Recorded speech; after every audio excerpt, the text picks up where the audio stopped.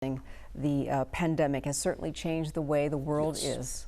It's changed the world, it's changed the way we celebrate, it changes the way we worship, graduation, prom, the whole thing. And it seems as though it's been years, but it's only been since March.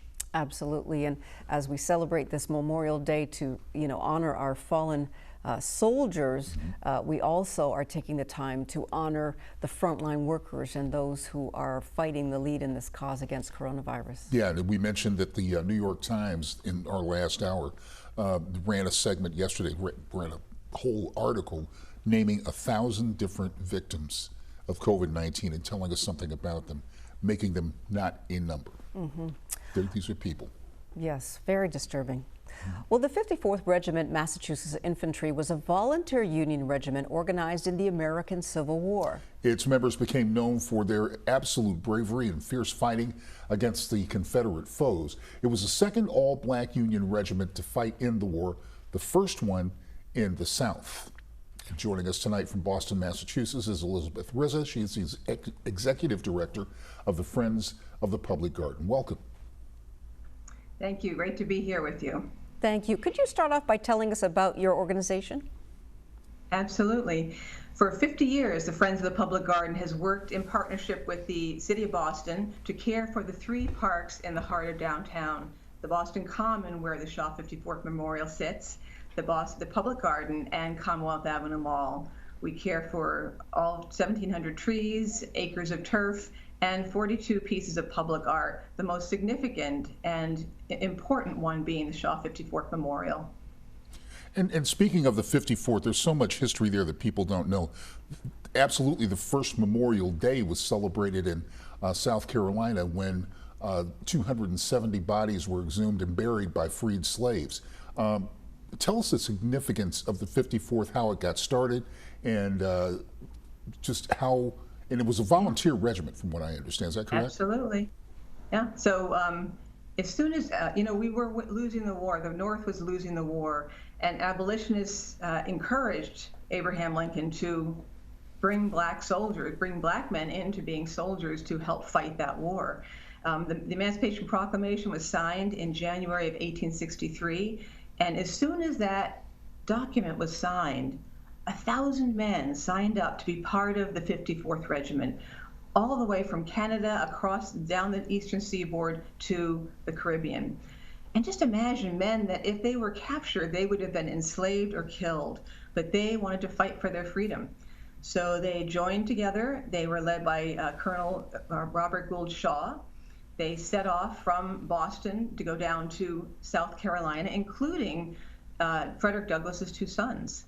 And when they arrived in South Carolina, Harriet Tubman welcomed them and served them breakfast.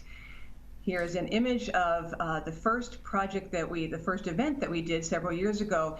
The Friends has been taking care of the 54th Memorial since 1981, when we restored it originally. And our conservator 5 years ago saw that there was some water that had been seeping into the foundation, and it had been deteriorating. So we realized we had a very big project to work on. What was exciting about that is that we were able to expand the partnership beyond the City of Boston to the National Park Service, which considers this project, this monument, to be one of the most important preservation projects in the country. This monument was created by Augustus St. Gaudens in 1897. And it broke memorial ground by creating a monument showing black men as individuals, not as caricatures. He brought black men into his studio, and he molded those figures to be real human beings, which was groundbreaking in its day.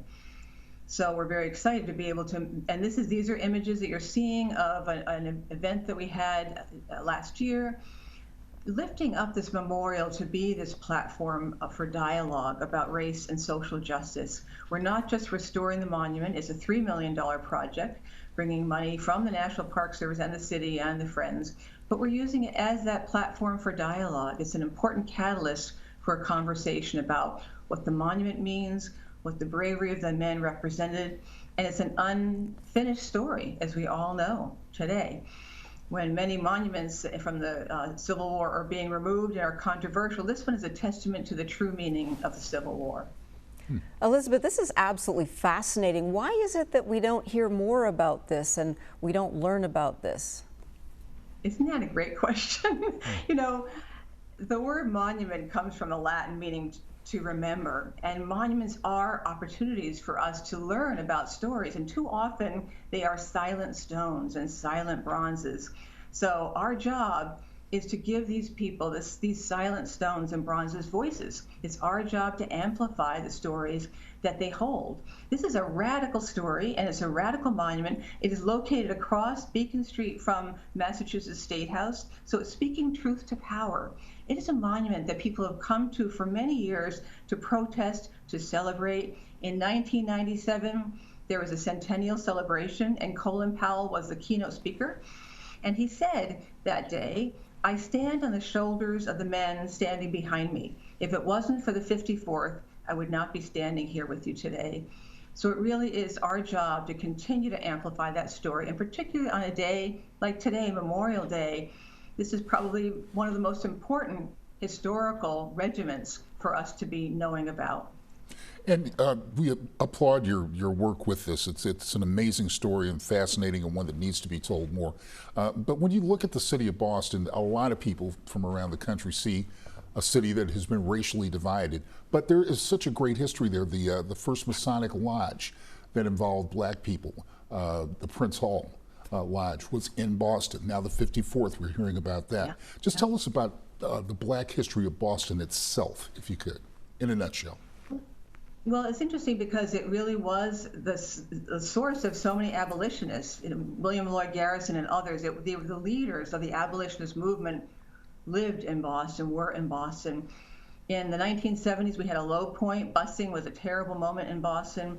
And when there was an attempt to bring segregated students together in integrated schools, but bringing them from one neighborhood to another, it was a terrible chapter. It was a terrible moment in the city. And frankly, I think racism is an unfinished story in many of our cities, and this isn't, not an exception to that.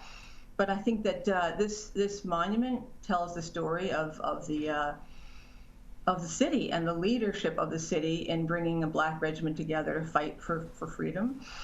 Is a different city than it was in the 70s. And I think that we need to heal from that time, and we're working on healing from that time.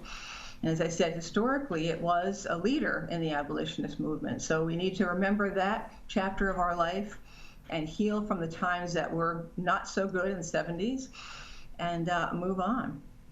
Absolutely fascinating. Thank you so much for your time. We appreciate your work. That is Elizabeth Vizza from the Public Garden. Yep. Thank you very much for having me. It's a You're pleasure. quite welcome. Can't